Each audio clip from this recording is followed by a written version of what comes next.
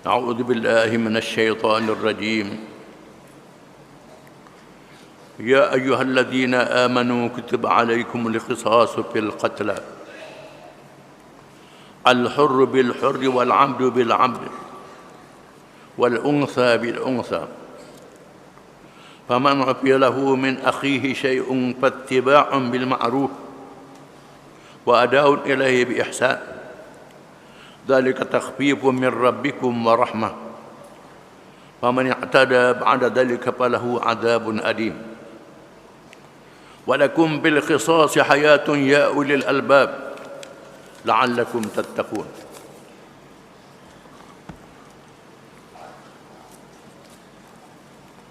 Maksudnya,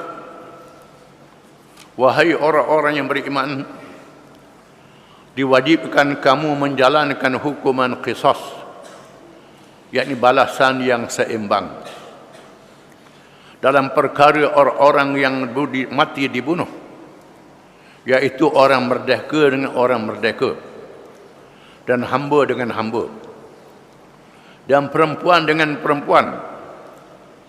Maka sesiapa pembunuh yang dapat sebahagian keampunan dari saudaranya pihak yang terbunuh, maka hendaklah orang yang mengampun itu mengikut cara yang baik dalam menuntut ganti nyawa.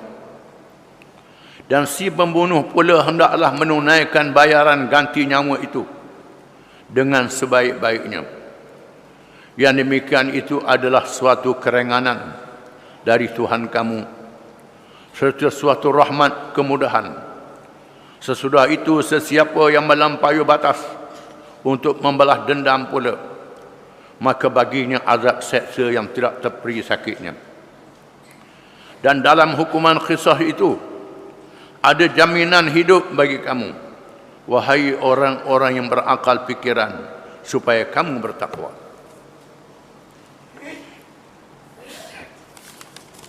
Ayat-ayat ini berkait dengan hukuman jenayah dalam Islam.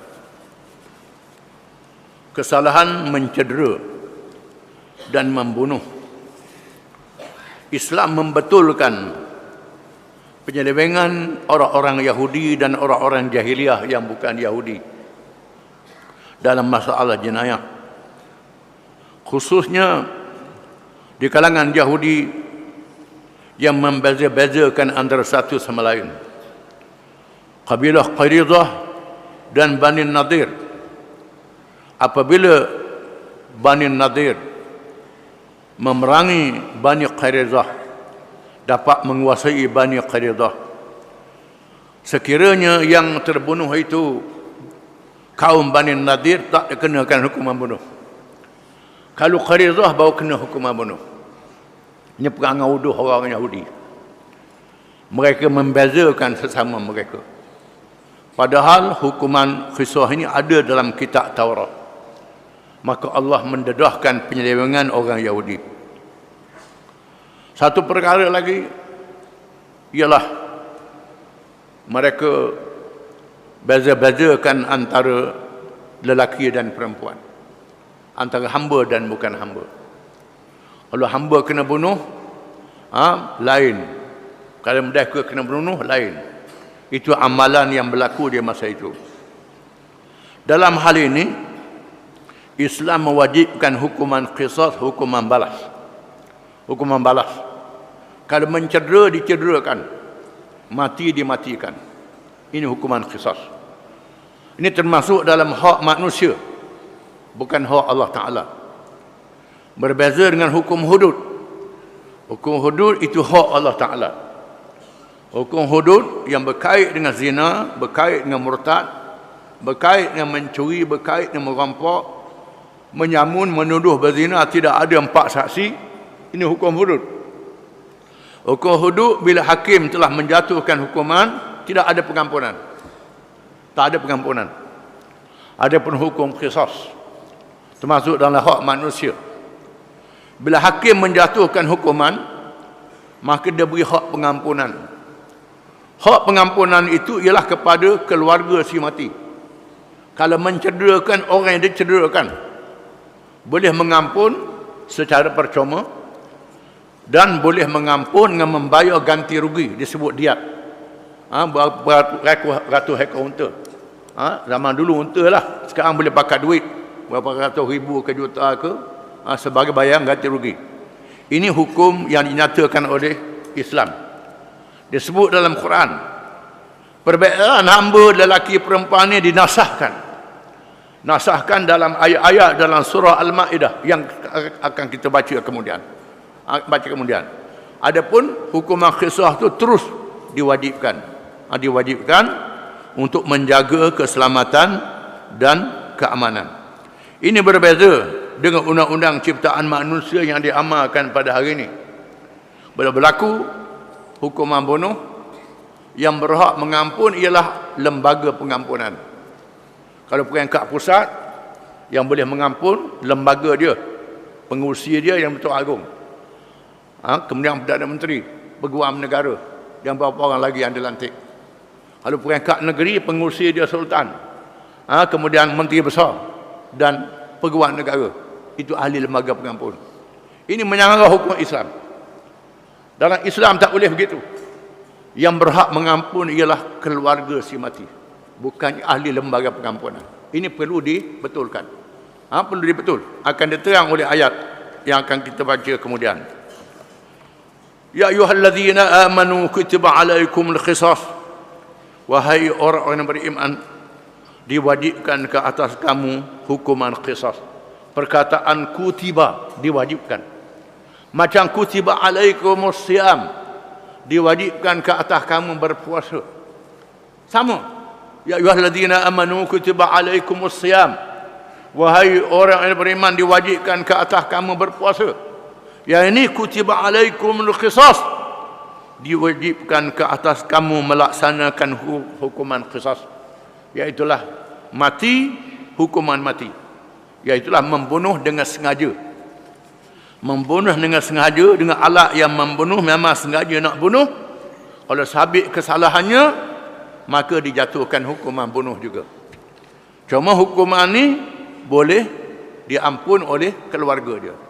Keluarga dia. Itu hukum Islam yang disabit dalam Quran.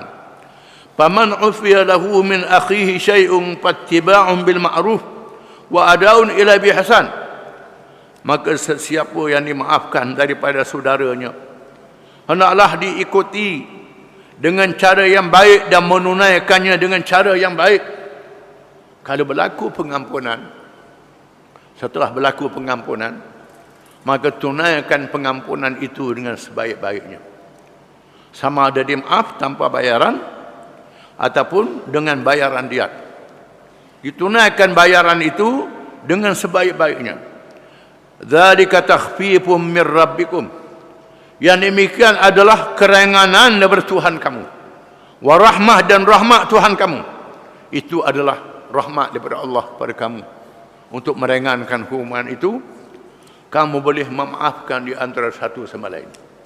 Maafkan. Maaf ni pahala sangat besar. Orang yang memaafkan kesalahan jenayah membunuh keluarga dia, dia maafkan, pahala sangat besar. Sehingga disebut dalam hadis, boleh sampai kepada masuk surga dengan tiada hisap. Besar pahalanya. Tapi tidak mudah. Orang bunuh ayah kita, bunuh anak kita, kena pukul. Tapi ada orang yang boleh maaf, tukar dengan ni masuk surga nanti ada hisap. Itu kelebihannya. Kalau percaya masuk surga nanti ada hisap, percaya ke hari akhirat, maka boleh melakukan perkara ini. Dan ini memang berlaku. Memang berlaku dalam sejarah Islam. Banyak cerita-cerita bagaimana dimaafkan, keluarga si mati dimaafkan.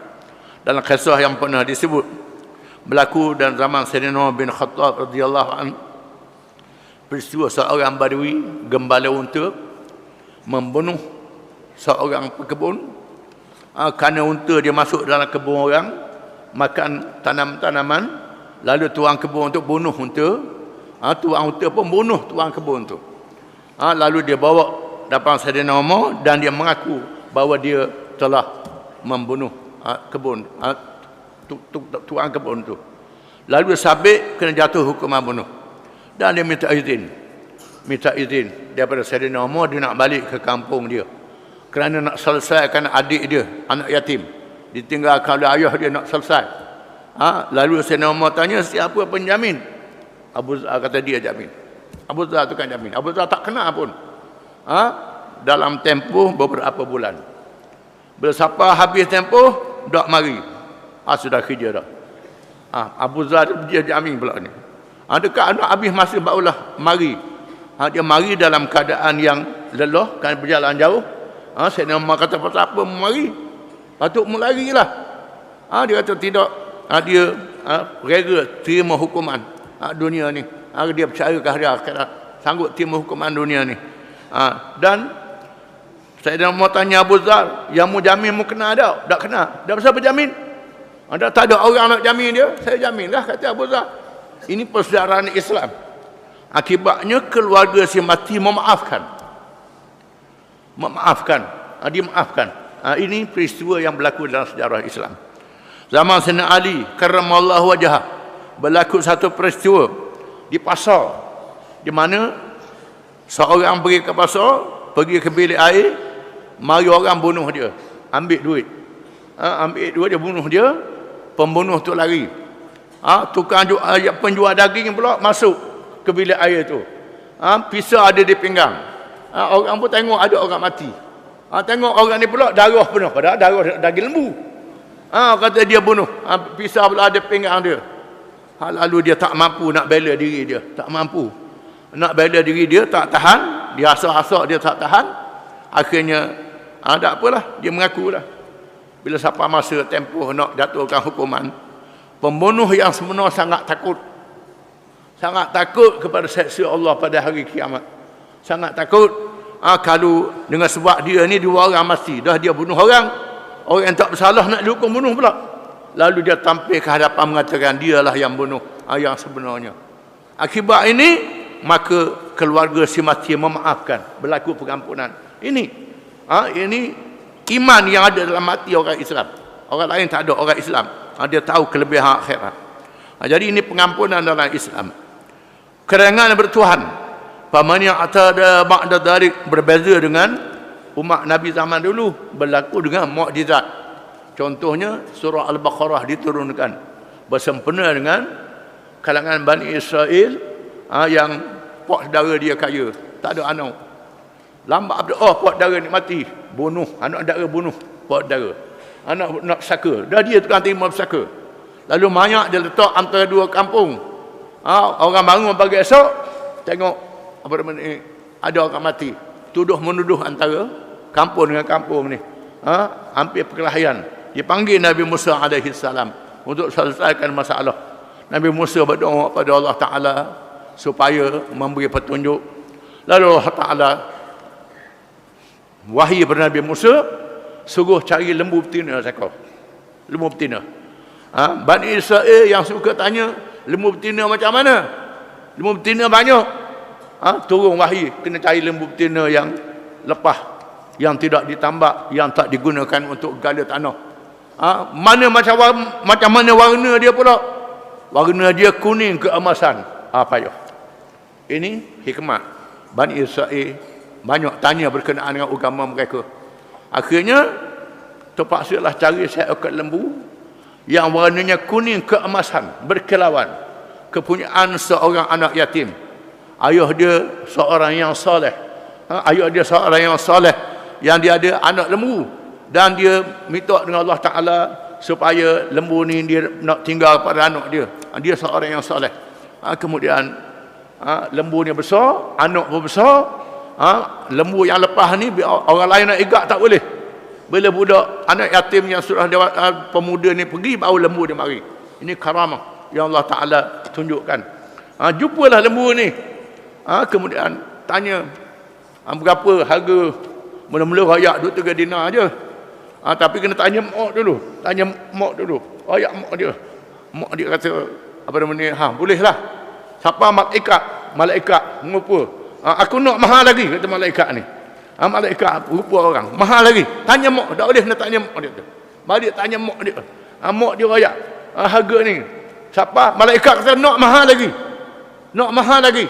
Akhirnya lembu tu dibayar dengan duit emas. yang penuh kulit dia. Dia buang segala daging tulang dia, dimasuk kemas di dalamnya. Itu harga dia. Maka setelah jumpa lembu tu, dibayar dengan harga yang begitu mahal sekali, maka dia ambil beberapa juzuk daripada lembu tu, dipukul pada mayat itu, dan mayat itu hidup semula bangun. Bila tanya, siapa yang bunuh? Bunuhmu? Anak saudara saya bunuh saya. Beritahu selalu tu. Itu umat Nabi zaman dulu. Adapun kita umat Islam ni, Tuhan tak tunjuklah siapa begitu. Tapi dikurniakan ada pengampunan daripada keluarga. Faman i'tada ba'da dzalika falahu adzabun alim. Maka sesiapa yang melampaui balas selepas itu, maka baginya azab yang sangat pedih. Barang siapa yang sudah berjanji dimaafkan, dibayar diat, diat sudah dibayar, ganti rugi sudah dibayar, dia bunuh pula, balas dendam. Ini azab yang sangat pedih, yang sangat besar. Hak ni kalau cara pula tidak ada maaf lagi, mesti dikenakan hukuman bunuh. Ni lepas pada janji maaf molek-molek, bayar ganti rugi, lagi bunuh, balas dendam, nak duit. Ini dosa yang sangat besar. Maka azab yang pedih di dunia, azab yang pedih dari akhirat. Di dunia kalau dia bawa pula di mahkamah, dihukum bunuh, tak ada pengampunan lagi, kata ulama. Kalau lepas atas dunia, di akhirat azab yang sangat pedih. Walakum fil qisasi hayatun ya ulil albab la'allakum tattaqun. Dan bagi kamu dalam hukuman qisas, hukuman bunuh, hukuman mencederakan, itu membawa kehidupan. Wahai mereka yang punya akal fikiran, supaya kamu bertakwa. Di mana hukuman membunuh terhadap pembunuh dengan sengaja, mencedera terhadap pencedera dengan sengaja, membawa kehidupan. Wahai mereka yang punya akal. Hari ini terdapat kumpulan manusia terpengaruh dengan Yahudi, nak batalkan hukum bunuh. Nak batal hukum bunuh, karenanya hukum bunuh ni zalim. Hak bunuh orang tu tak zalim. Tidak kepelek ni, paling pusing.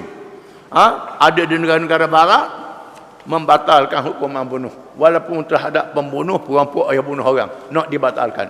Ini satu hukuman yang tolak, yang mesti ditentang oleh orang Islam. Orang Islam kena lawan habis-habisan. Ini melanggar hukum Allah Ta'ala yang diwajibkan. Apalagi dalam negara kita ni, orang kafir dah ada suara.